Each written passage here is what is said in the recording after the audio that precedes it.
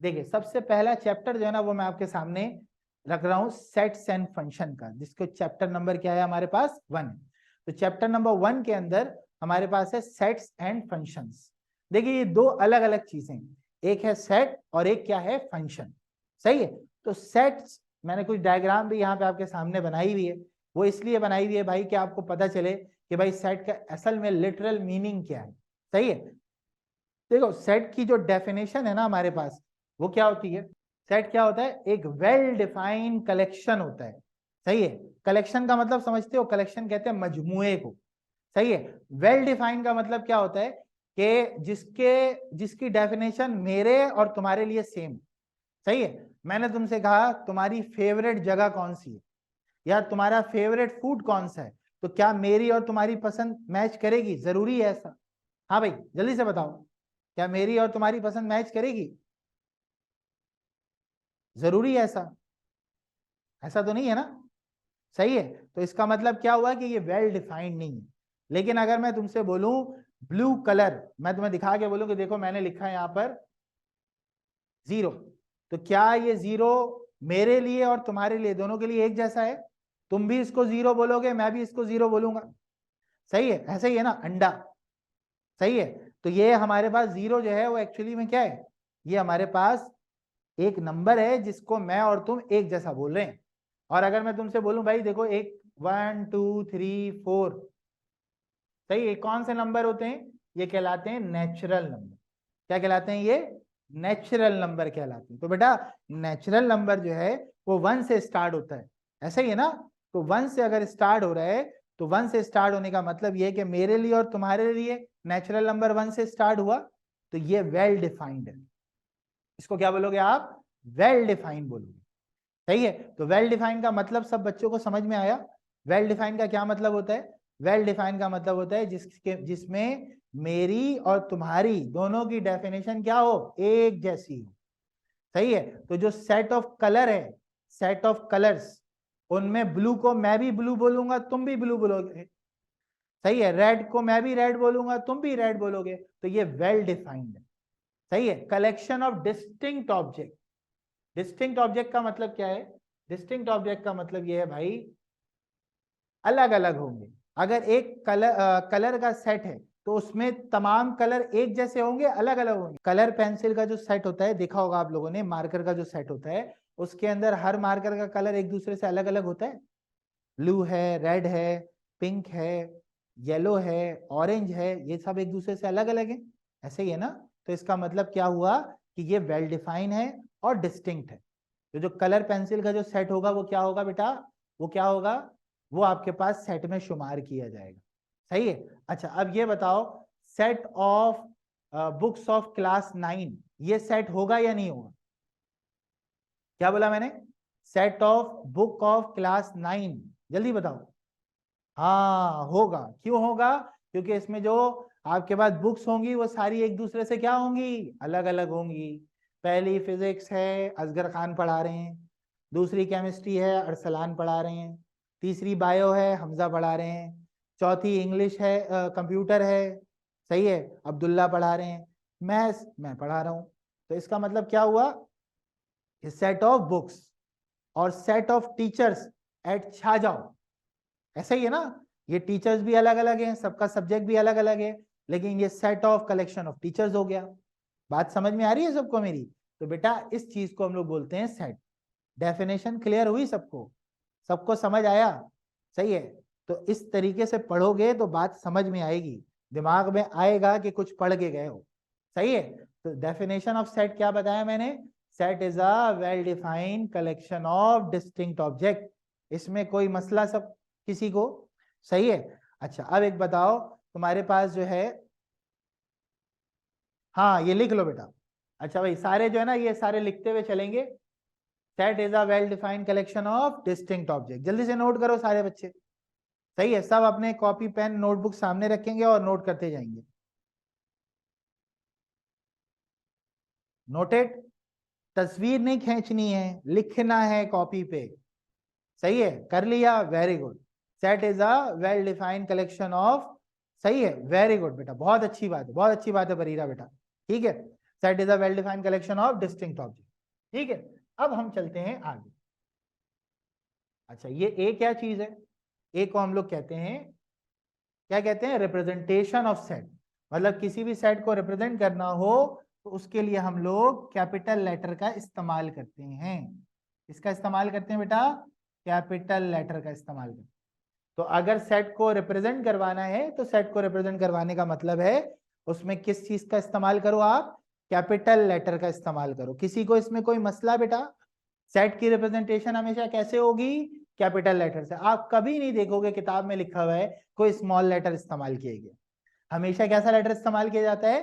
Capital letter. Sir आप इतनी बारीक बारीक बातें बता रहे हैं, बेटा यही असल में जो है ना साइंस की खूबसूरती है कि आपको हर छोटी से छोटी बात पता होनी चाहिए। सही है, नेक्स्ट देखते हैं और आगे ये स्लाइड में आपको क्या बताने की कोशिश कर रहे हैं। इसको क्या बोलते हैं सर? जो ब्रैकेट के अंदर लिखा होता है ना, इसको हम लोग बोलते हैं मेंबर, और क्या बोलते हैं भाई? एलिमेंट्स, और क्या बोलते हैं भाई? ऑब्जेक्ट। मेंबर भी कहते हैं, एलिमेंट भी कहते हैं, ऑब्जेक्ट भी कहते हैं। क्लियर? ये जो नंबर्स अंदर लिखे हुए हैं। और सेट के लिए हमेशा हम लोग किसका इस्तेमाल करते हैं? कर्ली ब्रैकेट का इस्तेमाल करते हैं। किसका इस्तेमाल करते हैं?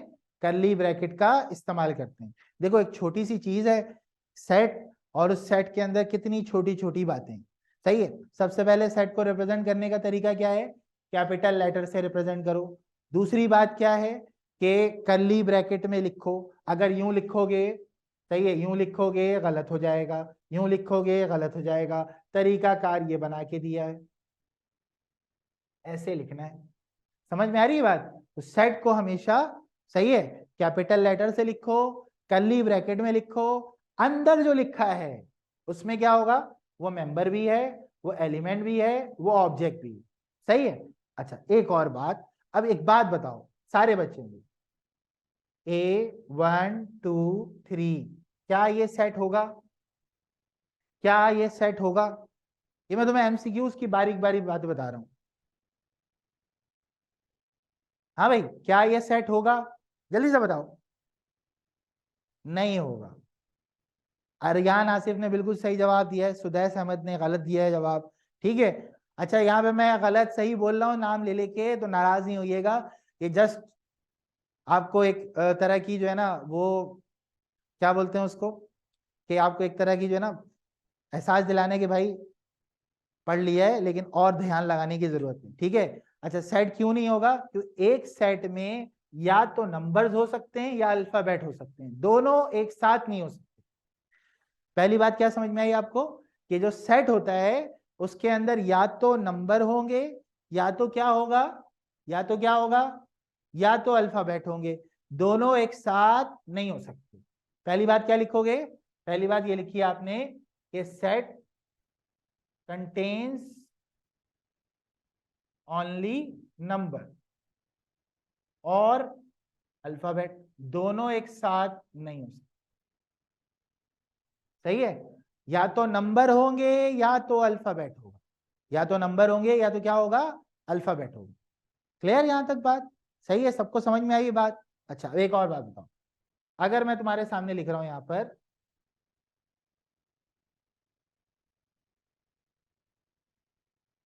मिसाल के तौर पर 1 2 2 3, ये बताओ ये सेट होगा या नहीं होगा? जल्दी से, शाबाश।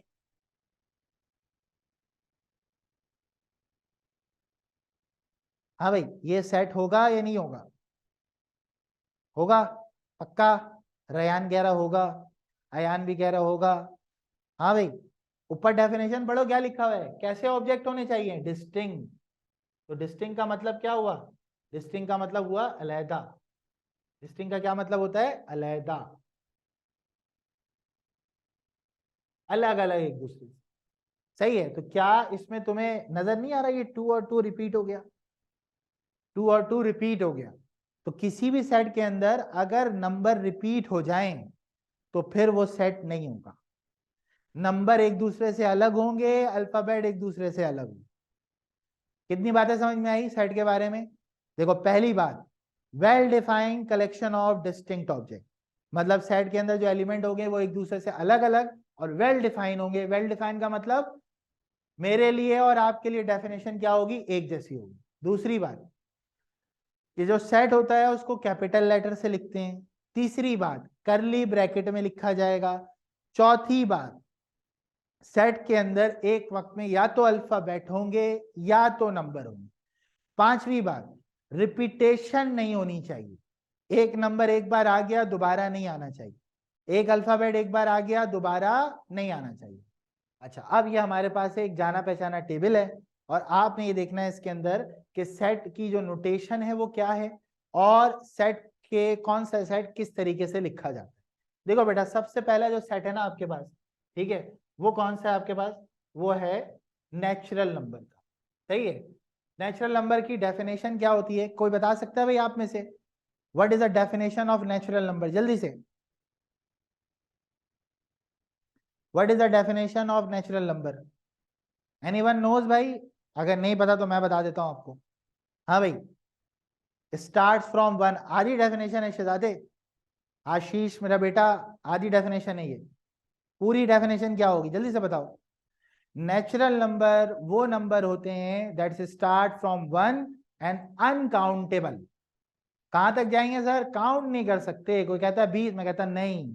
कोई कहता 25, मैं कहता नहीं। कोई कहता 25,000, मैं कहता नहीं। ये अनकाउंटेबल है। हाँ भाई, start from one till uncountable. Definition लिखो सारे जल्दी जल्दी, शाबाश। सही है। Natural number is a set of number which start from one and uncountable. खुद से अपने अल्फाज में लिख लो। सही है। Natural number start from one and uncountable. Clear? यहां तक की बात क्लियर हो गई भाई? रयान, आशीष, अयान, बरीरा, सुदेश, उमर, क्लियर? हाँ भाई, रिप्लाई करना है भाई, ये सोना नहीं है क्लास में। ठीक है, बात समझ में आ गई सबको? ठीक है, चलो नेक्स्ट आपके पास है होल नंबर, डब्लू। सही है। डब्लू क्या होता है? W is a whole number. वाह वाह, शाबाश आशीष, वेरी गुड यार। देखो ऐसा होना चाहिए रिस्पॉन्स, बेहतरीन। क्या लिखा हुआ है? Start from zero and uncountable. मतलब नेचुरल नंबर और होल नंबर में क्या फर्क है सर? तो आप अब खड़े खड़े बता सकते हैं कि natural number start from one and uncountable, whole number start from zero and uncountable. Clear यहां तक बात? हाँ भाई, सबको समझ में आ गई ये बात? ठीक है, सही है भाई। तो होल नंबर क्या होते हैं? Whole number start from zero and uncountable, and natural number start from one and uncountable. ठीक है, आगे चलें। सबने नोट कर लिया भाई? नोटबुक में नोट कर रहे हो? दिखना चाहिए नोट कर रहे हो। सही है। Natural number start from one and uncountable, whole number start from one and uncountable, whole number start from zero and uncountable. ठीक है। नेक्स्ट है आपके पास इंटीजर। इंटीजर क्या होते हैं? कि इंटीजर जो है वो नंबर होते हैं जो कि होल नंबर और नेचुरल नंबर दोनों को मिला के बताए गए हो। सही है। और वो नेगेटिव और पॉजिटिव दोनों।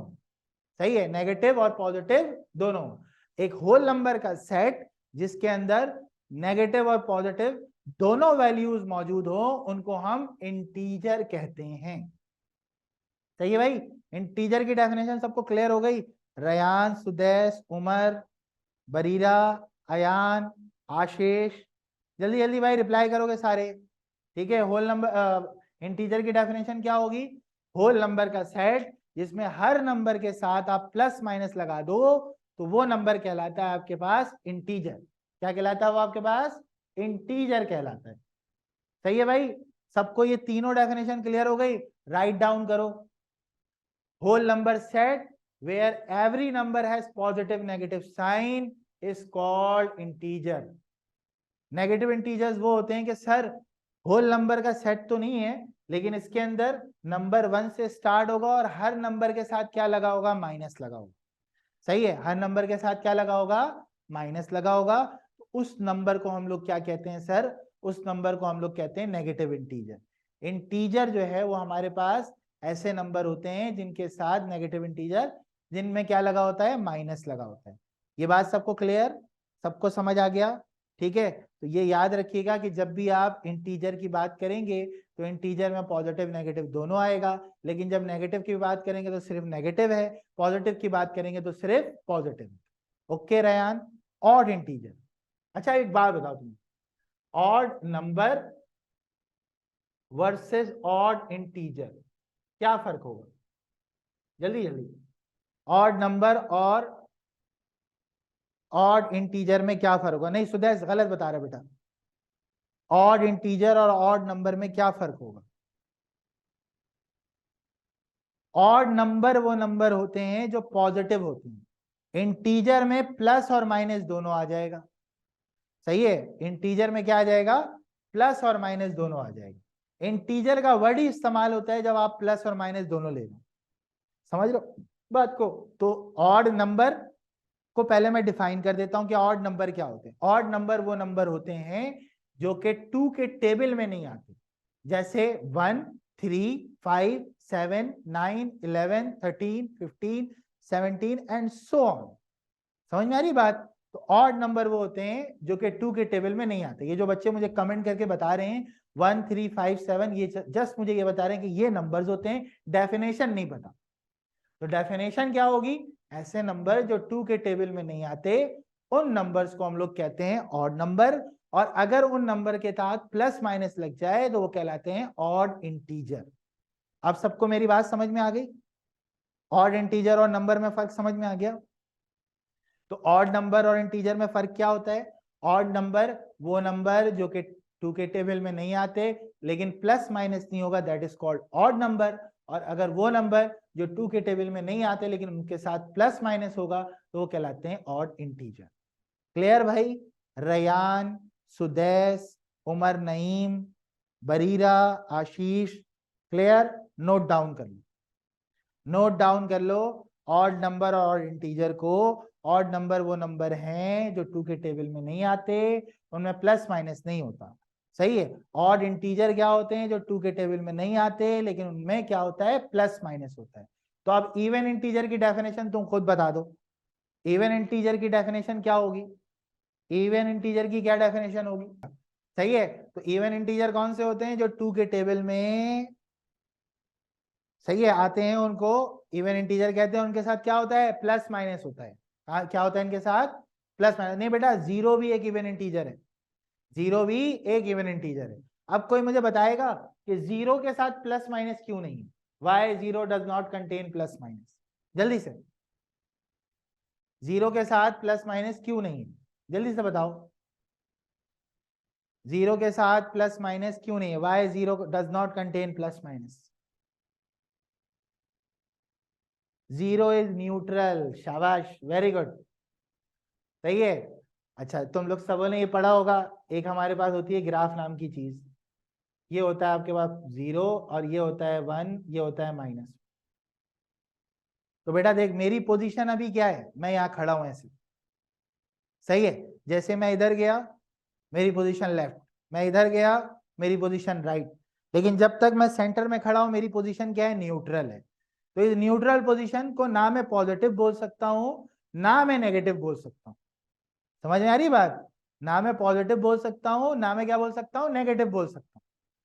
ठीक है, जब मैं आगे की तरफ बढ़ूंगा तो ये पॉजिटिव होगा, जब मैं पीछे की तरफ आऊंगा तो नेगेटिव होगा, लेकिन दरमियान में मैं क्या हूं? न्यूट्रल। तो जीरो इसलिए पॉजिटिव नेगेटिव दोनों नहीं रख सकते। क्लियर हो गई सबको बात? ठीक है, चलो, ये हो गया तुम्हारा ऑड इंटीजर, ये तुम्हारा हो गया इवन इंटीजर। नेक्स्ट है रैशनल। हाँ भाई, रैशनल नंबर कौन से होते हैं? जल्दी से बताओ, रैशनल नंबर कौन से होते हैं?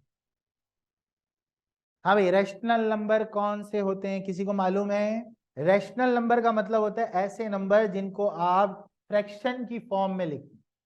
किस फॉर्म में लिख दें? फ्रैक्शन की फॉर्म में लिख दें। उन नंबर्स को हम कहते हैं कौन से नंबर? Rational number. सही है। ये अपॉन वाली जो कहानी है ना बेटा, आप इसको थोड़ा सा आपने चेंज करना है। क्या करना है? आपने बताना है कि देखो भाई, एक नंबर है 1/2, तो ये रैशनल है। मैंने कहा है, क्यों? क्योंकि इसका फ्रैक्शन लिखा हुआ नजर आ रहा है। जितने भी रूट में नंबर होते हैं जिनका रूट नहीं निकलता, √2, ये इररेशनल है क्योंकि इसमें फ्रैक्शन नहीं है। समझ रहे हो सब मेरी बात? तो रैशनल नंबर कौन से होते हैं? ऐसे नंबर जो कि फ्रैक्शन की फॉर्म में होते हैं, उन नंबर्स को हम लोग कहते हैं रैशनल नंबर। क्या कहते हैं हम लोग उनको? रैशनल नंबर कहते हैं। और एक और वजह होती है। क्या वजह होती है मैं आपको बताता हूं। देखो, अगर मेरे पास लिखा हुआ 1/2 तो इसका आंसर आता है 0.5, लेकिन अगर मेरे पास लिखा हुआ 1/3 तो इसका आंसर है 0.3333 एंड सो ऑन।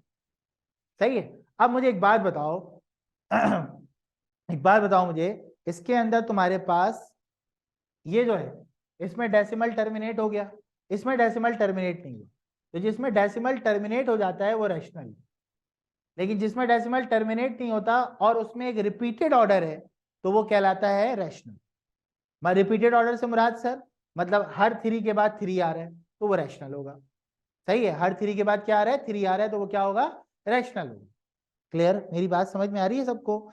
तो सादा सी डेफिनेशन तो ये है कि जिनको फ्रैक्शन की फॉर्म में लिख सके रैशनल है। सही है। थोड़ा सा और डिटेल में जाओगे तो क्या बताओगे? डेसिमल टर्मिनेट हो गया तो रैशनल है, डेसिमल टर्मिनेट नहीं हुआ तो भी रैशनल के इम्कानात होते हैं। अगर रिपीटेड ऑर्डर है, रिपीटेड ऑर्डर का मतलब क्या है? कि नंबर एक जैसी तरतीब से रिपीट हो रहा, जैसे 3 के बाद 3 आ रहा है। अब अगर लिखा हुआ आ रहा है 0.4242, क्या ये नंबर रैशनल होगा? आप लोग मुझे बताओ, 0.424242 क्या ये नंबर रैशनल होगा? बरीरा कह रही नहीं होगा। होगा। क्यों होगा? मैं आपको बताता हूं। देखिए, 4 के बाद 2 आया, फिर 4 आया, फिर 2 आया, फिर 4 आया, फिर 2 आया। एक तरतीब बनती हुई नजर आ रही है आपको? अयान, आसिफ, सुदैस, बरीरा, तरतीब बनती हुई नजर आ रही है?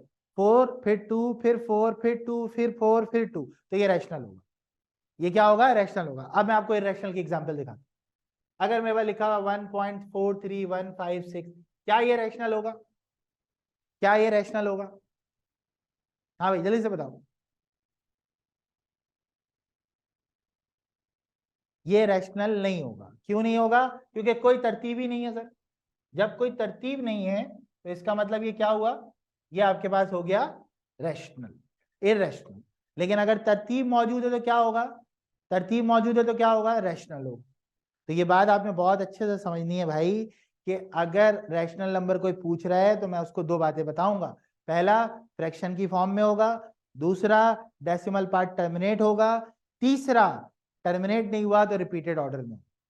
ये बात सबको क्लियर हो गई? नोट डाउन करो। पहला क्या बताया? फ्रैक्शन की फॉर्म में होगा। दूसरा क्या बताया? डेसिमल टर्मिनेट होगा।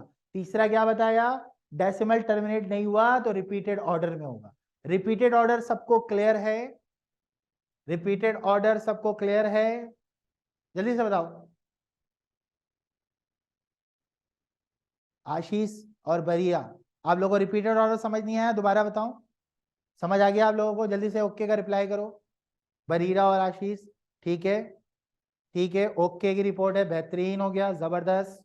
ठीक है, जल्दी जल्दी 3 बातें बताई हैं मैंने। क्या क्या बताया है? In the form of fraction होगा, डेसिमल पार्ट टर्मिनेट होगा, नहीं हुआ तो रिपीटेड ऑर्डर में होगा। इसी का उल्टा इरेशनल में हो जाएगा। इसी का उल्टा कहां हो जाएगा? इरेशनल में हो जाएगा। Well and good, all of you. समझ में आ रही है बात? समझ में आ रही है बात? क्लियर है सबको? सबको क्लियर है? ठीक है, ठीक है। अच्छा, अब मैं आपसे एक बात छोटी छोटी सी करना चाह रहा हूं, उसके बाद फिर हम आगे बढ़ेंगे। ठीक है, ये हमारे पास इरेशनल भी निमट गया। इरेशनल निमट गया तो अब हमारे पास हो गया, अगली बात करते हैं हम, रियल नंबर। रियल नंबर क्या होते हैं? जब आप रैशनल और इरेशनल दोनों को मिला देते हो। रैशनल और इरेशनल दोनों को क्या करते हो आप? मिला देते हो, तो उस नंबर को हम बोलते हैं रियल नंबर। मतलब रैशनल नंबर कौन से हैं? जो फ्रैक्शन में। इरेशनल कौन से हैं? जो फ्रैक्शन में नहीं है। तो सबको जब एक जगह पे कर दोगे तो वो सेट कहलाता है रियल नंबर। मेरी बात सबको समझ में आई? Rational number combined with irrational number is called real number. Union का मतलब ही होता है कंबाइन कर देना। तो ऐसे नंबर जो कि, ऐसा सेट जो कि रैशनल और इरेशनल दोनों को कंटेन करेगा, उस नंबर का, उस सेट का नाम क्या होगा? उस सेट का नाम होगा रियल नंबर का सेट। सही है बच्चों? मेरे प्यारे बच्चों, समझ में आ रही है बात? सबको क्लियर? सबको बात समझ में आ गई? जल्दी से बताओ, क्लियर है सबको? ठीक है, बेहतरीन। समझ में आ रहा है? समझ में आ रहा है सबको? एक ओके का रिप्लाई करो, जल्दी से, शाबाश। ठीक है, आयशा, फैसल, बेटा समझ में आ रहा है आपको? सुदैस, उमर, ठीक है, ओके की रिपोर्ट है। हाँ भाई, डन। रियल नंबर की डेफिनेशन सबने नोट कर ली। रियल नंबर क्या होते हैं? जब आप रैशनल और इरेशनल नंबर दोनों को आपस में मिला के एक सेट में रख देते हैं तो उन नंबर को हम क्या बोलते हैं? रैशनल नंबर बोलते, रियल नंबर बोलते हैं। अब मेरा आपसे एक छोटा सा सवाल है, सही है? आज आपके पास छाजाओ का लिंक आया होगा, सही है? उसमें एक पासवर्ड होगा, उसमें एक आईडी होगी, क्या वो रियल नंबर है? क्या वो रियल नंबर है? हाँ भाई, क्या वो रियल नंबर है ना? क्यों है? क्योंकि वो नंबर भी इसी टाइप से बिलोंग करता है। तो जितने भी दुनिया में नंबर है ना, सारे रियल नंबर हैं। आपके एग्जाम में मार्क्स आते हैं, that is also a real number. दिखता है तो पिटता है बेचारा, सही है? तो आपके मोबाइल सेल फोन का नंबर होगा, सही है? वो नंबर भी कैसा है? रियल नंबर है। ठीक है, आपकी आईडी होगी, आपका पासवर्ड होगा, सही है? जो पासवर्ड में जो नंबर आप डालते हैं वो कैसे नंबर हैं? Real number. तो रियल नंबर की डेफिनेशन क्या है? कि दुनिया में जितने नंबर मुझे दिख रहे हैं सारे नंबर कैसे हैं? Real number. सही है? रियल नंबर सबको क्लियर हो गया? रियल नंबर आप सबको समझ में आ गई बात कि व्हाट इज रियल नंबर का सेट? ठीक है, तो रियल नंबर का सेट कौन सा सेट होता है? जिसमें रैशनल और इरेशनल सब क्या होते हैं? मौजूद होते हैं। सही है भाई, क्लियर है? आगे चलें, सबको बात समझ में आ गई? चलो जल्दी से, ठीक है, ठीक है। अच्छा, अब सेट को लिखने के कितने तरीके हैं? सही है, तो सेट को लिखने के, डिफाइन करने के 3 तरीके। पहली फॉर्म है डिस्क्रिप्टिव, सही है?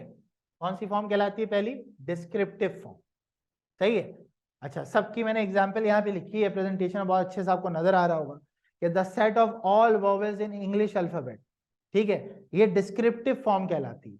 The set of all odd positive integer less than और इक्वल टू 11, जो चीज वर्डिंग में लिखी हुई हो, सही है? जो चीज क्या हो? वर्डिंग में लिखी हुई हो, उसको हम लोग क्या बोलते हैं भाई? वो कहलाती है डिस्क्रिप्टिव फॉर्म। वो क्या कहलाती है आपके पास? डिस्क्रिप्टिव फॉर्म कहलाती है, सही है? और the set of all positive cube number less than 100, ये भी कौन सी फॉर्म है बेटा? Descriptive form. ठीक है, तो डिस्क्रिप्टिव का मतलब क्या है? वर्डिंग में लिख के दिया, देख के समझ आ गया, that is called descriptive. Descriptive का मतलब क्या होता है? चीजों को डिस्क्राइब करना। देख, मतलब एक स्टेटमेंट लिखी हुई है, मैं उससे देख के बता सकता हूं कि वो कौन सी फॉर्म है? डिस्क्रिप्टिव। उसके बाद है set builder form. Set builder form के अंदर वो आपको पूरी कहानी नहीं बताएगा, वो आपको यूं लिख कर देगा कि एक्स एक वेरिएबल है जो कि vowel in the English alphabet है। एक्स एक ऑड नंबर है जिसकी वैल्यू 0 से बड़ी है और 11 से क्या है? छोटी। सही है? 11 से क्या है भाई? छोटी है, ठीक है, या उसके बराबर है। और एक्स एक क्यूब का नंबर है जिसकी वैल्यू 0 से बड़ी है और 100 से छोटी। ठीक है, तो ये हमारे पास क्या है? ये हमारे पास है किसकी form? Set builder form. Set builder form क्या होती है? जिसमें आपको स्टेटमेंट को वेरिएबल की मदद से लिखकर दिखा दिया जाता है। ये बात सबको क्लियर भाई? सुदैस, आशीष, उमर, बरीरा, आयशा, क्लियर भाई? ठीक है, सबको बात समझ में आ गई? यहां तक बात सबको क्लियर? जल्दी से बताओ, शाबाश। ठीक है, जल्दी से बताओ। हाँ भाई, उमर बेटा बात समझ में आ गई आपको? ठीक है, अच्छा, अब मुझे एक बात बताओ। लास्ट फॉर्म है रोस्टर फॉर्म। ये तो हमारी जानी पहचानी फॉर्म है। रोस्टर फॉर्म का मतलब क्या है? कर्ली ब्रैकेट में लिखकर दे दिया, कर्ली ब्रैकेट में लिखकर दे दिया, अब किसी स्टेटमेंट की जरूरत नहीं है। तो सबसे बताओ आसान मेथड कौन सा है? डिस्क्रिप्टिव है, सेट बिल्डर है, या फिर आपके पास रोस्टर फॉर्म है? कौन सा है?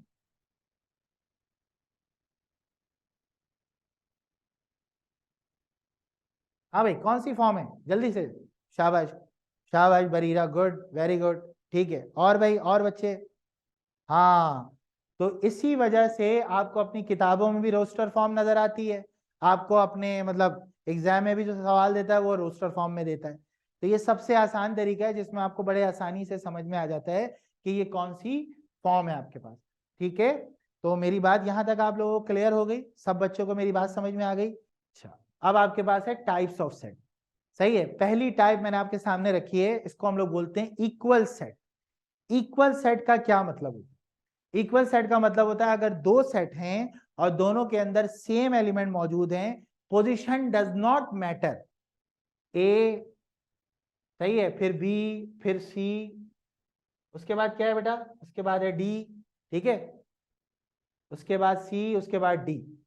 तो इसके अंदर 4 एलिमेंट हैं, इसके अंदर भी 4 एलिमेंट। तो जो नंबर ऑफ एलिमेंट हैं वो क्या है आपके पास, नंबर ऑफ एलिमेंट क्या है, बराबर है एंड सिमिलर है। और क्या है आपके पास, सिमिलर है। तो अगर नंबर ऑफ एलिमेंट आपके पास बराबर हैं और क्या है भाई, सिमिलर हैं, तो इसका मतलब क्या हुआ, कौन सा सेट होगा, इक्वल सेट होगा। कौन सा सेट होगा आपके पास, इक्वल सेट। अच्छा ये बताओ, अगर एक सेट में ए बी सी डी है और एक में 1 2 3 4 है, पहले में भी 4 एलिमेंट, दूसरे में भी 4 एलिमेंट, तो क्या वो सेट इक्वल होगा, जल्दी से। पहले में ए बी सी डी है, दूसरे में 1 2 3 4 है, क्या वो सेट बराबर होगा, नहीं होगा। क्यों नहीं होगा, क्योंकि इक्वल सेट के लिए नंबर ऑफ एलिमेंट और क्वांटिटी दोनों का सेम होना जरूरी है। इक्वल सेट के लिए क्वांटिटी और नंबर ऑफ एलिमेंट दोनों का सेम होना जरूरी है बच्चों। सही है, क्लियर बात यहां तक, आगे चलें, नेक्स्ट पे चलते हैं। सही है, अगला है आपके पास इक्विवेलेंट सेट। अच्छा, इक्विवेलेंट का क्या मामला है, इक्विवेलेंट में आपके पास जो एलिमेंट हैं दोनों में बराबर होंगे, लेकिन दोनों की जो नेचर होगी वो अलग अलग होगी। जैसे पहले में आप देखो, सैंडविच है, एप्पल है, चिप्स है, और तीसरे में अल्फाबेट है। इसमें खाने वाले आइटम रखे हैं, भूख लग रही है, देख के ही भूख लगना शुरू हो गई, ठीक है, 5 मिनट रह गए, तो सैंडविच, एप्पल और चिप्स। और दूसरे में क्या है, शेप्स हैं। इसका मतलब दोनों इक्वल, इक्वल नहीं है, इक्विवेलेंट है। इक्विवेलेंट का मतलब क्या होता है, इक्विवेलेंट का मतलब होता है नंबर ऑफ एलिमेंट की क्वांटिटी बराबर होगी, एलिमेंट सेम नहीं होंगे। मेरी बात सबको समझ में आ रही है। तो नंबर ऑफ एलिमेंट की क्वांटिटी क्या होगी, बराबर होगी, लेकिन नंबर ऑफ एलिमेंट सेम नहीं होंगे। इसको लिख के बता सकते हो, कैसे लिख सकते हैं इसको, हाँ भाई, इसको यूं लिखते हैं, A is equivalent to B.